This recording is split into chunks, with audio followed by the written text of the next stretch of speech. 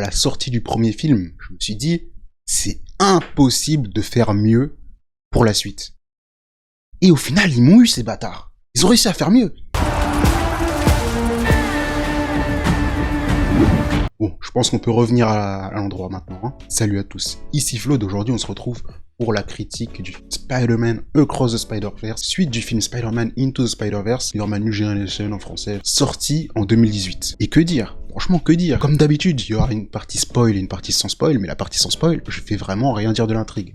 Honnêtement, allez voir le film, et ensuite je ferai la partie spoil. De la partie spoil, ceux qui l'ont vu, on va pouvoir décortiquer, parler plus précisément de ce qui s'est passé, de ce que j'ai aimé, de ce que j'ai pas aimé. Il n'y a qu'un seul point négatif. Pour moi, pour l'instant, là, je viens de sortir, je vois un seul point négatif, et encore, c'est un truc qui m'a un peu sorti du machin, j'ai un peu trouvé ça drôle, mais ça peut passer encore. Vous voyez, j'ai mis le costard, pour les grandes occasions, sort le costard, vous connaissez. Et donc, qu'est-ce que j'en ai pensé de Across the Spider-Verse? Bah, premièrement, on va revenir sur le premier film, qui était une claque, hein, monumentale, hein, au niveau de l'animation, au niveau des personnages, au niveau de l'écriture, au niveau de l'idée, de la BO, tout était presque parfait. La perfection n'existe pas, tout était presque parfait. Franchement, pour un film, à la base, je suis allé, je me suis dit, ah, ça va peut-être être bien, au final, il me baffe comme ça. Et des techniques d'animation inédites qui ont été reprises dans le Chapeauté 2, par exemple. Dans le premier film, à la fin, je suis sorti, je me suis dit, dans le 2, ils vont nous mettre plus de Spider-Man, ça va tourner autour du multivers, ça va être la foire au caméo. À la base, je me suis dit, ça va être bien, mais ça va pas être aussi impactant que le premier. Surtout que là, ils ont montré, ils nous ont choqué avec la nouvelle technologie, ils nous ont choqué avec l'amélioration du personnage de Miles, etc. Enfin, par rapport aux comics, parce qu'il est 1000 fois mieux dans le premier film, en fait. Et encore une fois, ils ont réussi à mettre une claque. Alors, le troisième, qui va sortir dans 1 an, parce que oui, il y aura un troisième, je sais pas ce qui va se passer. Mais pour revenir sur le 2, là, donc Across the Spider-Verse, premièrement, tout ce que vous avez aimé dans le 1, c'est dans le 2, mais en mieux. C'est-à-dire au niveau de la direction artistique. Vu qu'on voyage dans plusieurs univers, chaque univers, vraiment, il est propre. Il a sa propre DA. L'univers de Gwen, j'aime beaucoup le jeu des couleurs qu'ils font avec l'univers de Gwen, qui change en fonction des émotions de Gwen, en fonction de comment le film est censé se passer. Je trouve ça extrêmement lourd, perso. Gwen, d'ailleurs, qui est un personnage assez central dans ce film, comme dans le premier, mais je dirais même plus que dans le premier. Et il y a une époque, on parlait d'un spin-off sur Spider-Gwen, tout ça. Voire même, ils voulaient faire une équipe féminine, je crois, Across du Spider-Verse. Non, ça me choque pas, hein, ça me dérange absolument pas.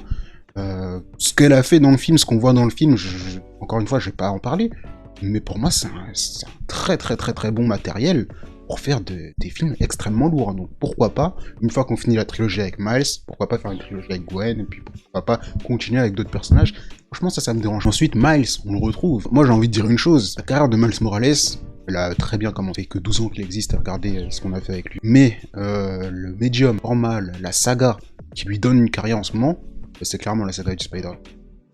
Les jeux Insomniac, ils sont bien, mais Miles dedans, il est bien, mais sans plus.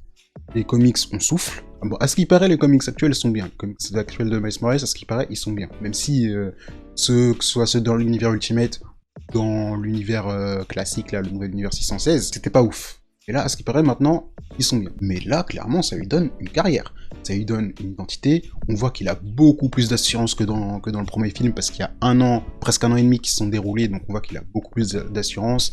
Il a du flow, il a des réels enjeux, au cours du film. Même au début du film, dans sa nouvelle vie lycéen, il a parté sur un truc assez bateau à la base. Et au final, ils ont réussi à améliorer le truc avec la question des responsabilités. Vous savez, le fameux grand pouvoir implique de responsabilité. On est dedans, et celui qui apporte ça, c'est clairement Miguel O'Hara. Encore une fois, je vais rien dire de plus sur lui, mais c'est un très bon opposant à Miles Morales. C'est une très bonne façon de l'introduire, et je trouvais que la caractérisation du personnage était très très très bonne. Le dilemme qui est face à Miles, là, dans le film, quand on voit dans la bande-annonce, il est très bien trouvé. Même si je reviendrai sur un point concernant ce dilemme que j'ai trouvé assez débile, et de base, il est assez bien trouvé. Les différents personnages, les caméos, ils sont pas forcés. Il y a des bons caméos, hein, il y a des personnages que je m'attendais pas de voir, et que j'avais pas forcément envie de voir, et au final, ils sont passés, je fais « Oh, ah oui !» Et ils sont plutôt bien passés, au bon moment, ça servait d'histoire, et ça permettait de rappeler à certaines personnes certaines choses, donc moi, j'ai trouvé ça pas mal. Il y a d'autres caméos qui sont pas forcément des caméos de Spider-Man que je fais « Ah oui !»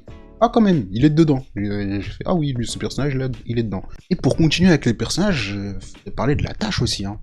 La tâche, Spot, franchement, le personnage, c'est un ennemi de seconde zone, c'est vraiment... Tout le monde s'en fout de la tâche de base de les comics. Enfin, je connais aucune personne, je connais aucune personne qui m'a dit un jour, moi, mon super vilain de Spider-Man, c'est la tâche. Non, ça n'existe pas. Ils vont te dire bouffon père, octopus, etc. Et là, il est menaçant. C'est-à-dire que en termes d'histoire, c'est pas forcément ça, même s'il a une histoire qui passe, une origin story qui passe, qui est liée à certaines choses. Donc encore une fois, je peux pas trop en dire. Et franchement, ça représente une menace. Et très très vite dans le film, en fait, t'as envie d'éradiquer cette menace, en fait. Et pour la partie sans spoiler, bah, ça va s'arrêter là, hein. Ça va s'arrêter là, parce que si j'en dis plus, je vais spoiler. Donc je préfère arrêter là. Allez regarder le film, meilleur film de super-héros encore une fois. Si vous aimez Spider-Man, allez le voir. Et puis si la vidéo vous a plu, n'hésitez pas à vous abonner et on se dit à la prochaine. Bon, maintenant on passe à la partie avec spoiler. Donc premièrement, on va revenir un peu sur les différents caméos. Certains que j'ai trouvé classe, d'autres... en fait, je les ai tous trouvés classe. Déjà, on va parler... Alors, je voulais dire le GOAT à la base, parce que moi, je voulais dire que c'était lui le GOAT, mais en fait, ils ont mis le vrai GOAT dans le film. Je m'attendais pas à voir le vrai GOAT dans le film.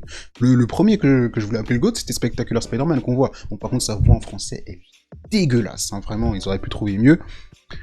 Mais ça a fait plaisir de le revoir, de parler un peu. Par contre, il est vraiment super petit par rapport aux autres, ça m'a fumé. Mais franchement, ils lui ont donné une petite ligne de dialogue, c'était cool. Pareil pour le Spider-Man Insomniac, ils lui ont donné une petite ligne de dialogue. Donald Renew, dommage que ce soit un petit caméo du mec là qui parle aussi, dommage. Ah, j'ai pas eu plus. Un caméo qui m'a surpris, agréablement surpris, c'est de revoir Donald Glover en tant que Aaron Davis. Alors, est-ce que c'est le Donald Glover de l'univers 1999999? Bah, je pense bien, en fait, vu qu'on l'a déjà vu dans Homecoming. Il m'étonnerait pas qu'on le revoie peut-être dans la suite de No Way Home, mais c'est une petite ref à ça. D'ailleurs, en parlant de ref, au début du film, ils ont refait la ref du Banksy dans le musée d'art, donc ça j'ai trouvé ça assez sympa. Et puis pour revenir sur les caméos, le GOAT, pour moi le GOAT, clairement, ce n'est pas Andrew Garfield, qu'on revoit et qui est assez bien mis, hein, sa place dans le film, clairement, c'est pas forcément... Non, le GOAT, c'est Peter Parker 616. Le Peter Parker d'origine, ils l'ont mis. Là aussi, ils lui ont mis une voix dégueulasse, malheureusement. Ils lui ont mis une voix dégueulasse. Mais putain, on a vu le Peter Parker des comics, le premier, dans un film. C'est une dinguerie. On a vu le meilleur, l'original, dans un film. C'est vraiment une dinguerie. C'est le ASM 90, là, en fait, c'est le chapitre dans lequel le capitaine Stacy meurt. Le lieutenant Stacy meurt.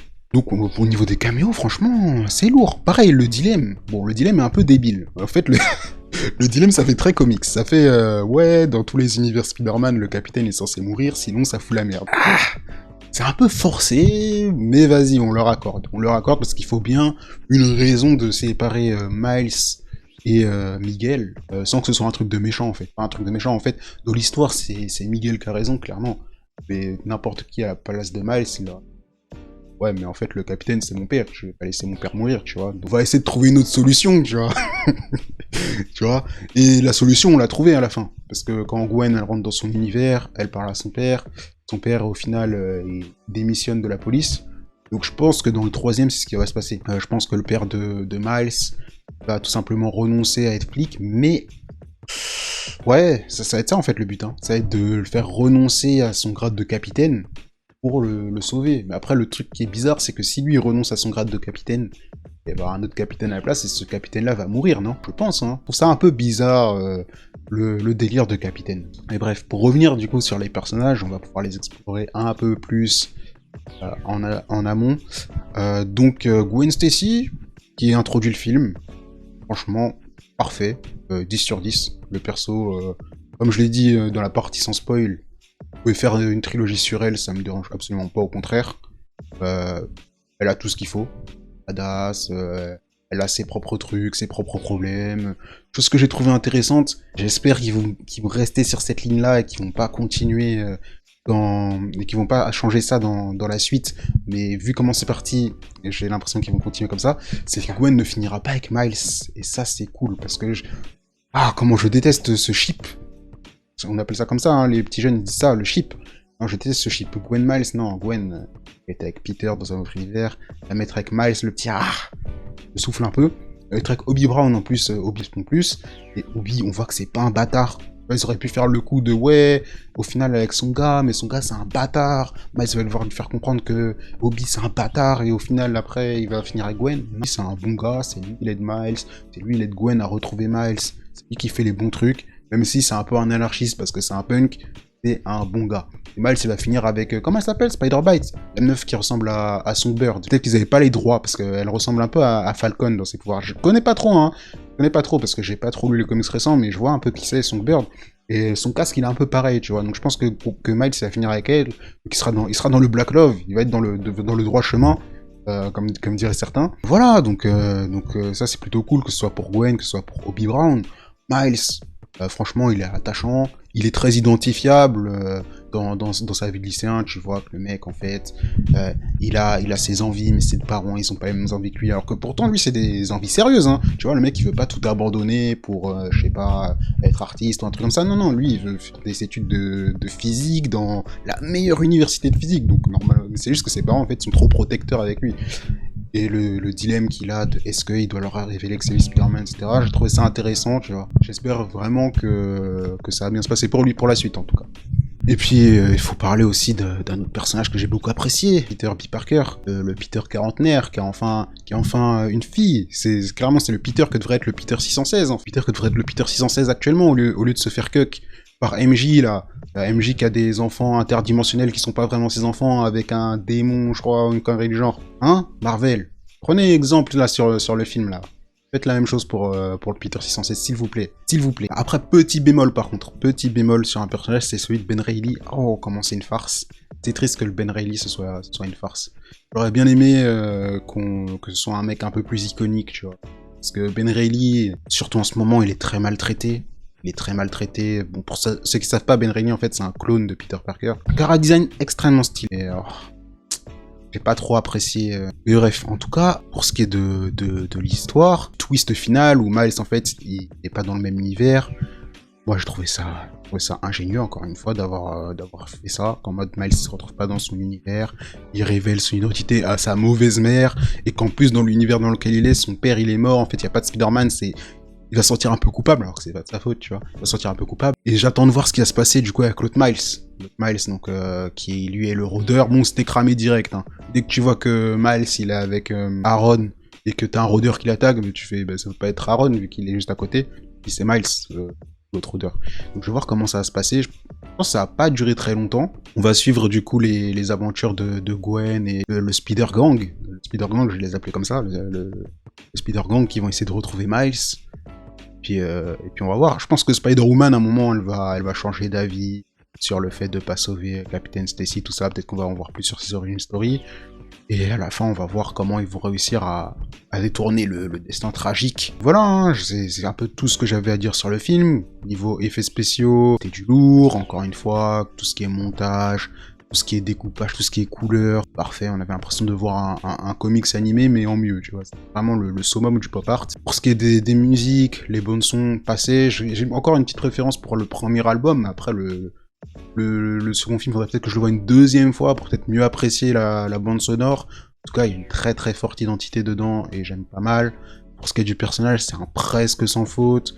Pour ce qui est du scénario et du développement de personnage, c'est un lourd. On sent que Miles, il va devenir un homme. C'est déjà un peu devenu un homme, tu vois. Si je devais donner une note à ce film-là, à chaud, parce que je ressors tout droit de la séance, ce serait 9 sur 10. Hein. Donc vous, n'hésitez pas à me dire ce que vous avez pensé de ce film dans les commentaires. Et on se dit à plus pour de nouvelles critiques. Et puis, n'hésitez pas à vous abonner à la chaîne si ça vous a plu. Commentez, likez, partagez, tout le temps. Moi, je vous dis à la prochaine. Salut.